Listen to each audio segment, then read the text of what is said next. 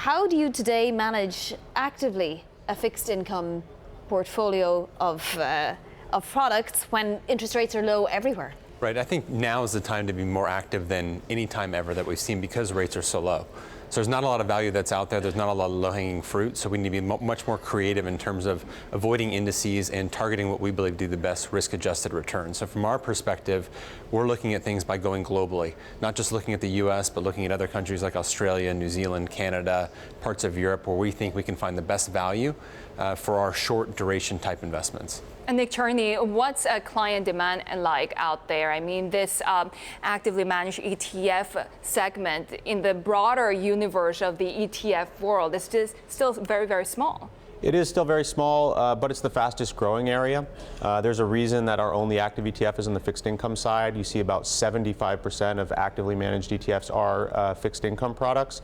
And I think the reasons are exactly what Nick was just speaking about, which is that there's a lot of challenges in the fixed income world with indexed solutions right now. Nick Maroutsos, is it all corporates? Do you have some sovereigns in there? We do. So we have some allocation to sovereign. So the portfolio can go into corporates, mortgages, sovereign, really anything in the fixed income realm. And that's the great thing about the strategy is we adopt this go anywhere approach where we think the best value is. I think another aspect that's also important is we manage the duration component. So we look to mitigate the duration risk, and so it will certainly do well in a rising interest rate environment. Nick Maroutsos, actually, when it comes to ETFs, of course, they're very transparent. You have to disclose your daily holding. Doesn't that give away your secret strategies? We can look at it right here. Let's do it. PNLA. Now, look, we're happy to give away our holdings. There's no real secret sauce that's involved. We've been managing strategies like this for over 10 years, so people know what we do and how we do it. The real focus, again, is targeting those positive returns in a rising interest rate environment and looking to generate those positive returns on an annual basis for our customers. So what looks attractive to you right now? Is it, I mean, in terms of debt, is it, a company that's got plenty of debt but is well able to service it? Is it a company that you think has already, pushed out all the debt that it's going to push out for a while? Or are there other concerns entirely, like what sector they're in?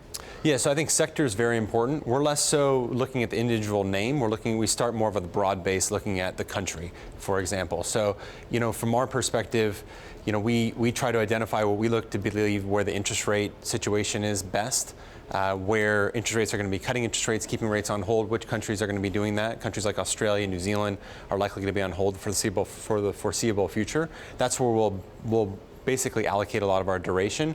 Then from that side of things, we go to the sectors like financials, various utilities, consumer discretionary, things like that. And Nick Cherney, we also heard from the SEC that they're going to grant Vanguard's request to list active ETFs. Would this put pressure on prices? There is obviously price sensitivity generally in the market. I would say that the fixed income side of things, what we're offering is marginally more from a kind of asset management fee than a passive product. So there's not a huge differential there.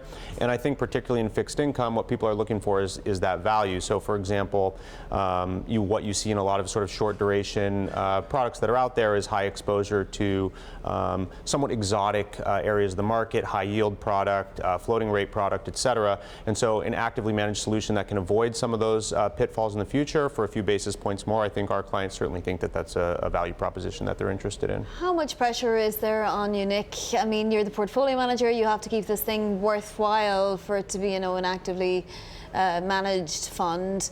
And at the same time, if there is any value out there, it's being picked upon by all those yield chasers.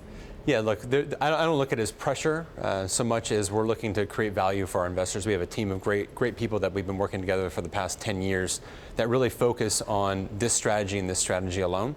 Again, the core tenets of our strategy is capital protection, income generation, diversification, as well as low volatility. And we've been able to achieve that year in and year out throughout really since we've been managing these types of strategies.